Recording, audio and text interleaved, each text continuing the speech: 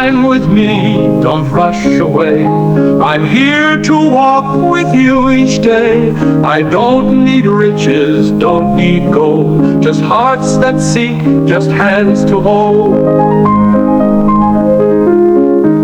You're working hard, you're running fast, chasing dreams that never last.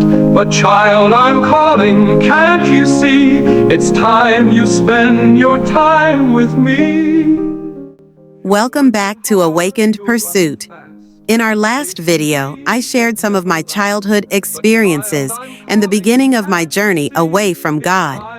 Today, we're continuing in how ignoring the voice of God led me into a toxic relationship. I will explore the red flag I encountered in the early stage of the relationship and how we can recognize these signs to avoid the heartache that comes from missing them. In relationships, God often places signs in our path to protect us.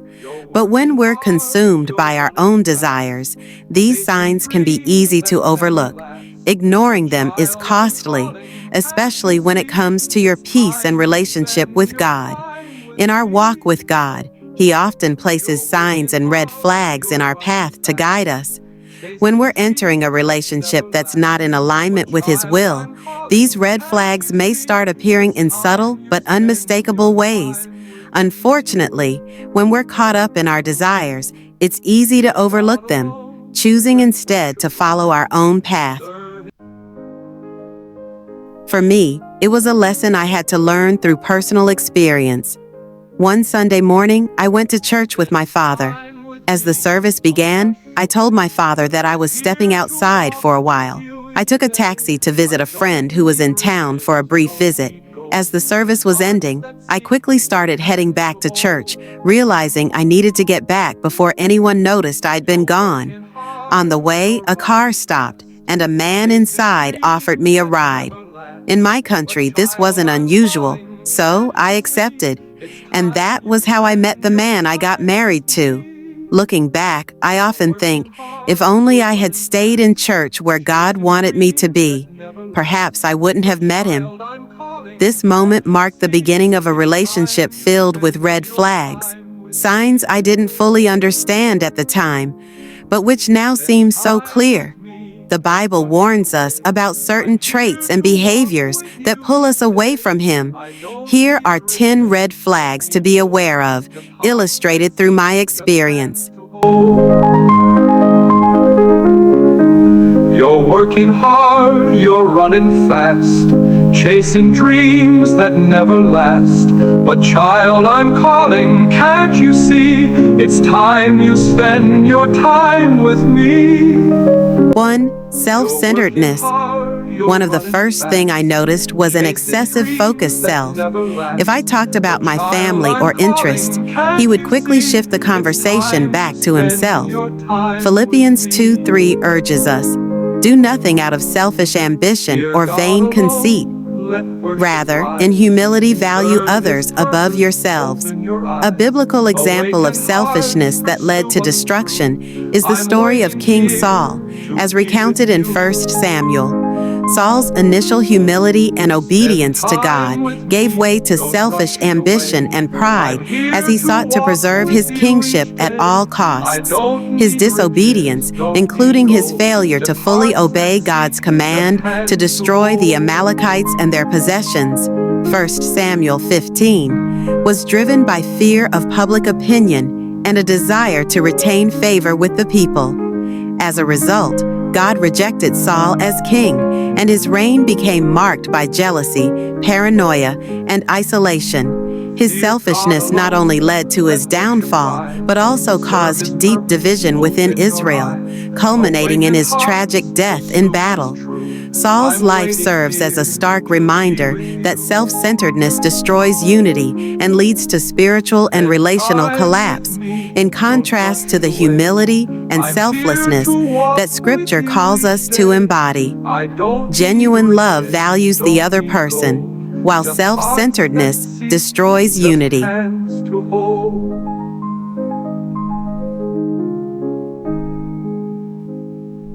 One significant impact of selfishness on a partner is emotional distance and isolation.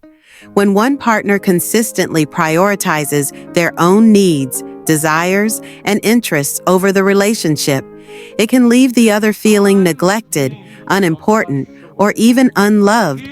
This lack of mutual care and sacrifice erodes trust and intimacy, as the partner on the receiving end of selfish behavior may begin to feel undervalued or taken for granted. Over time, this emotional distance can weaken the connection between the partners, leading to a breakdown in communication and, in the worst cases, the eventual end of the relationship. In contrast, a relationship built on mutual respect and selflessness fosters emotional closeness, understanding, and a deeper bond. It's time you spend your time with me. 2. Manipulative behavior. Subtle manipulation can make you feel guilty or confused about your feelings. I ignored the warning signs as my ex convinced me I was overreacting whenever I raised a concern. He would often praise me, but in ways that also made me feel obligated to fulfill his wishes, leaving me feeling trapped. Proverbs 26:24 warns us of hidden motives. Enemies disguise themselves with their lips, but in their hearts they harbor deceit. Manipulation distorts true love and hinders the growth of trust. Proverbs 26:24 warns against hidden motives, highlighting how deceit can be disguised through words, but ultimately harms relationships. A biblical example of manipulation and selfishness is the story of Delilah and Samson in Judges 16. Delilah repeatedly manipulated Samson by pretending to care for him while secretly working with the Philistines to discover the secret of his strength. Her selfish motives led to Samson's capture and eventual downfall. Samson's trust in her ultimately led to his betrayal, resulting in his loss of strength, imprisonment, and death. The impact on Samson was devastating, as he was betrayed by someone he loved, which left him vulnerable and broken.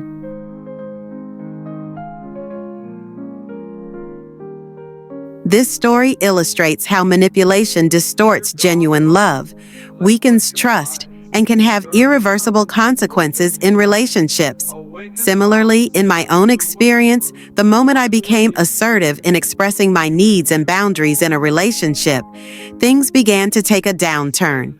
What I initially thought was standing up for myself was misinterpreted as controlling or confrontational, leading to increased tension and misunderstandings.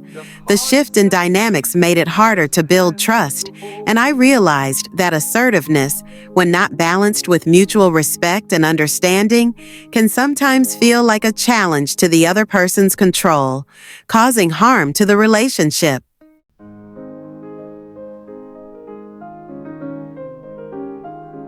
Three, avoidance of accountability.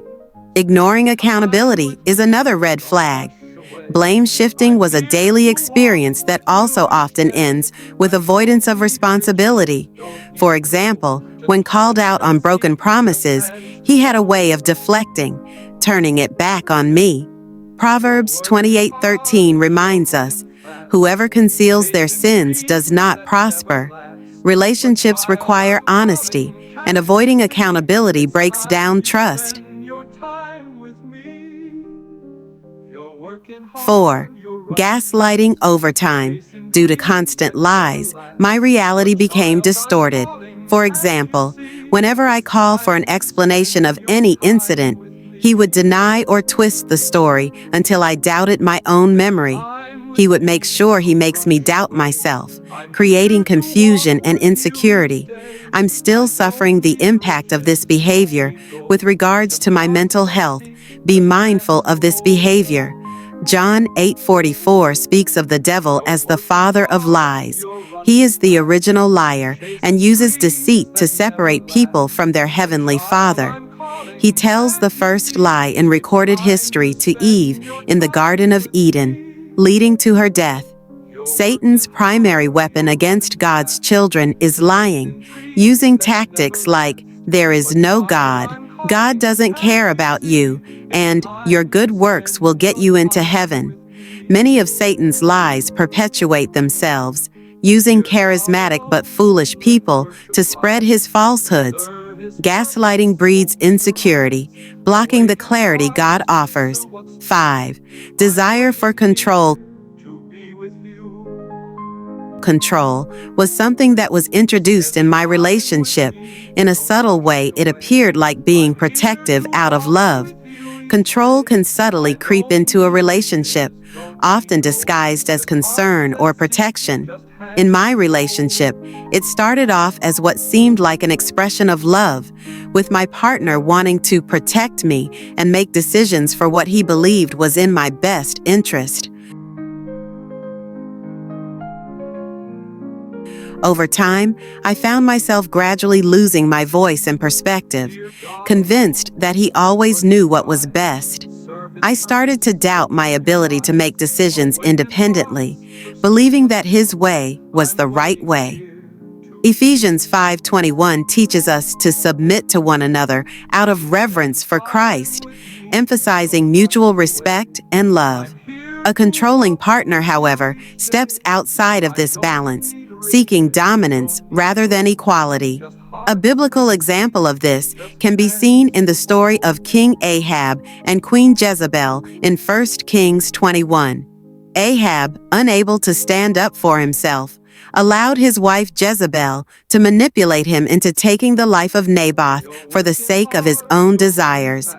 Jezebel's manipulation and control not only led to Naboth's unjust death, but also brought judgment upon her and her husband. The impact on Ahab was significant. He became a passive, morally compromised king, following his wife's lead instead of standing firm in his own convictions. The relationship became one of unhealthy power dynamics, with control replacing mutual respect. Similarly, in my relationship, as control replaced collaboration, it created an environment where my voice was silenced and trust was weakened. The relationship suffered as we became out of step with God's desire for mutual love and respect. 6. Emotional withdrawal. Have you ever been in public with your spouse and everyone tells you how lucky you are to have them? That used to be me. On the outside, everything seemed perfect, but behind closed doors, there was a growing sense of emotional withdrawal. While we appeared happy to others, in reality, my spouse would shut down emotionally, becoming distant and silent, refusing to communicate or engage. Over time, this withdrawal created a wall between us, leading to isolation and resentment. Stonewalling, the refusal to engage or discuss issues, only deepens the divide and erodes the trust that holds a relationship together. This kind of emotional shutdown is not only harmful to the relationship, but also plays into Satan's lies. Just as he often masquerades as an angel of light, 2 Corinthians 11:14. He uses deceitful tactics to convince people that avoiding conflict or suppressing feelings is a form of peace when it actually fosters division. A biblical reminder in 1 Corinthians 13:5 teaches that love keeps no record of wrongs, but when stonewalling occurs, it allows resentment to build, causing old wounds to fester and grow.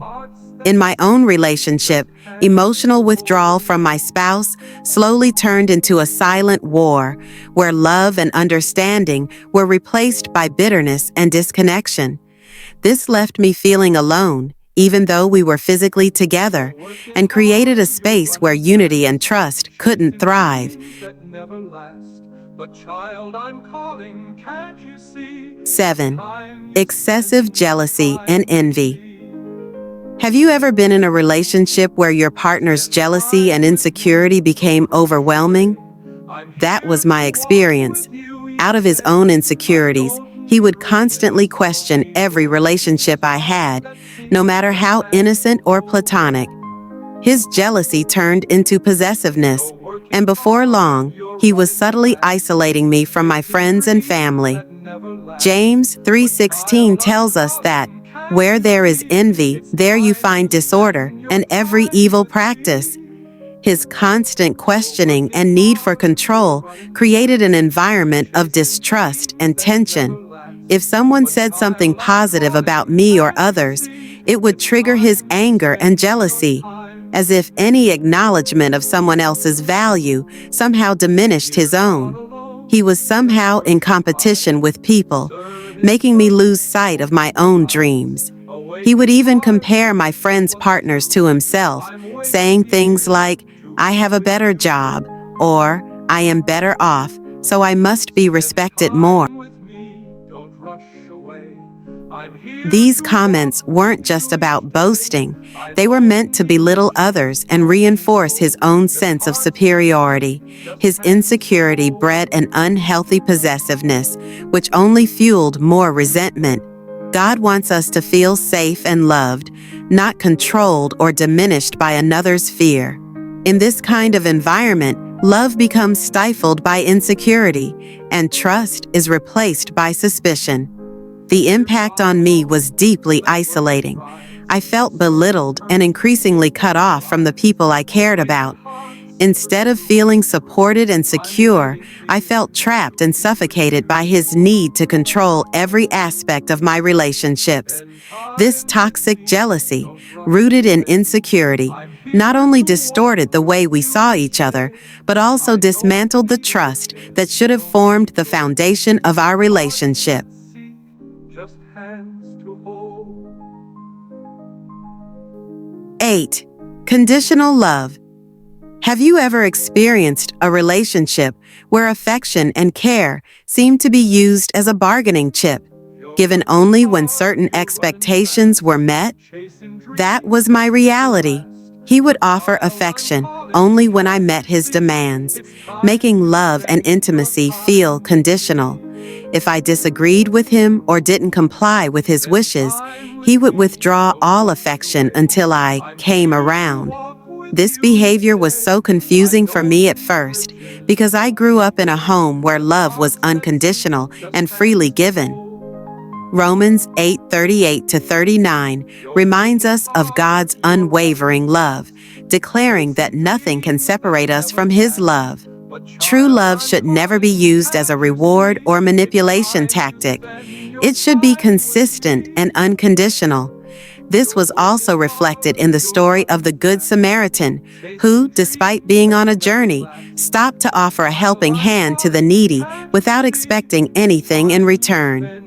In the same way, as Christians, we are called to extend kindness and compassion to others, without holding back or waiting for something in exchange. Ephesians 4:32 urges us to be kind and compassionate to one another, highlighting the importance of empathy in relationships. But in my case, his lack of empathy showed in other ways too. When he was unhappy, he would withhold financial support, making me feel as though my needs weren't worth meeting unless he was satisfied. If there was nothing to eat at home, he'd simply ignore it, leaving me to figure things out on my own.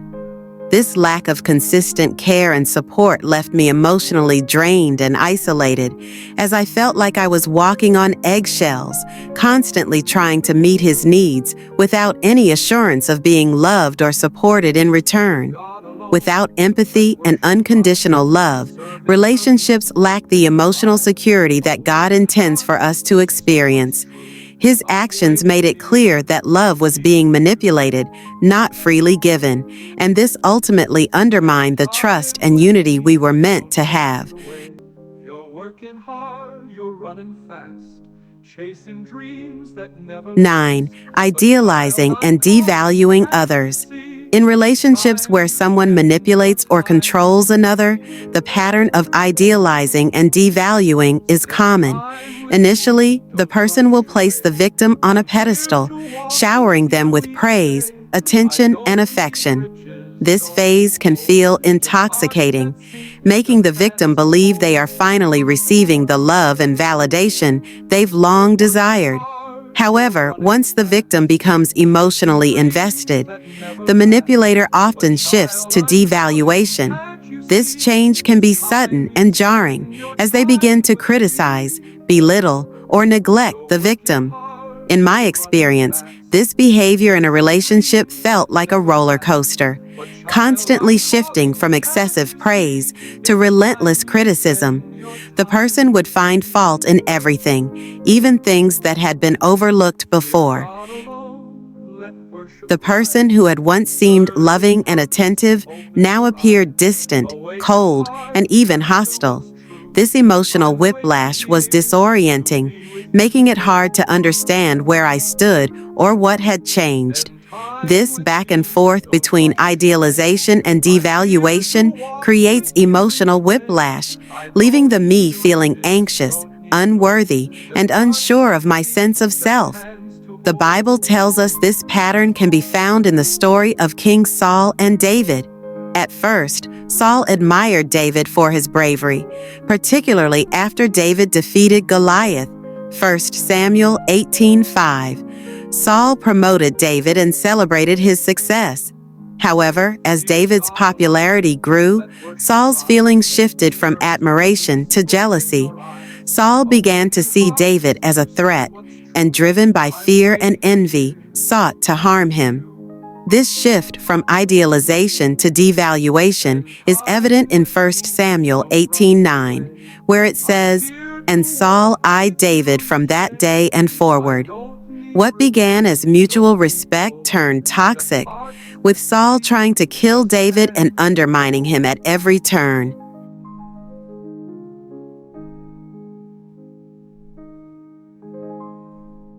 10. In relationships, constant accusation can have a profoundly damaging impact, and this is not only emotionally exhausting, but also spiritually harmful.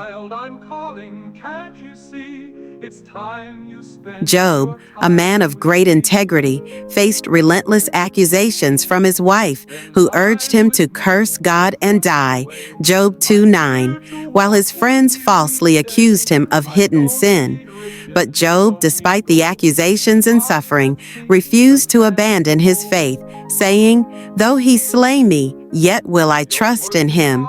Job 13:15.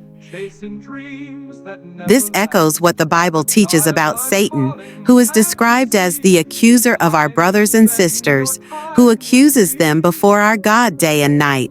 Revelation 12:10. In my own relationship, constant accusations from my spouse began to chip away at my self-esteem and sense of worth, pushing me into depression and despair with thoughts of giving up. However, rather than succumbing to the demonic power of constant accusation, I decided to fight back like Job, refusing to let the lies define me and choosing to trust in God's strength to overcome. How often do we let the accusations of others, or even of the enemy, rob us of our joy and purpose? And what would it look like to stand firm in faith, as Job did, refusing to let our value be determined by anything but God's truth? The cost of ignoring God's warnings.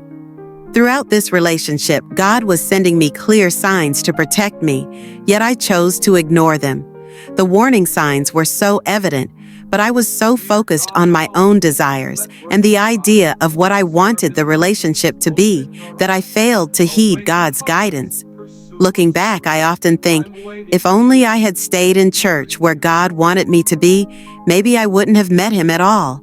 But even in the midst of the heartache, I don't regret anything. God has been faithful, and I'm proud of the person I've become as I learned and grew from that experience. In James 4:7, we are reminded, "Submit yourselves to God. Resist the devil, and he will flee from you." I now realize that by ignoring God's warnings, I allowed the enemy to gain a foothold in my life. However, By recognizing the red flags and learning to submit to God's guidance, I've learned how to protect myself from unnecessary pain. I've come to understand that true peace and protection come from following God's lead, trusting His plan, and resisting the lies and deceit that the enemy tries to plant in our hearts. With God's help, I've found healing, strength, and a deeper understanding of what love really should be. The Bible offers profound wisdom, and it's essential to heed God's voice early in our lives to build a foundation that truly honors Him. For young people, taking the time to seek God's guidance and spend time in His presence allows us to hear the plan He has for us, shaping our paths with purpose and clarity. In the next episode, we'll dive into the emotional consequences of disobedience. Thank you for joining me on Awakened Pursuit. If this message spoke to your heart, be sure to like, subscribe, and hit the bell icon so you won't miss our next conversation. Remember, God's red flags are His way of protecting you. Don't ignore them. Seek Him now, and you'll be better prepared to walk in His will for your life. Don't need riches, don't need gold, just hearts that seek, just hands to hold.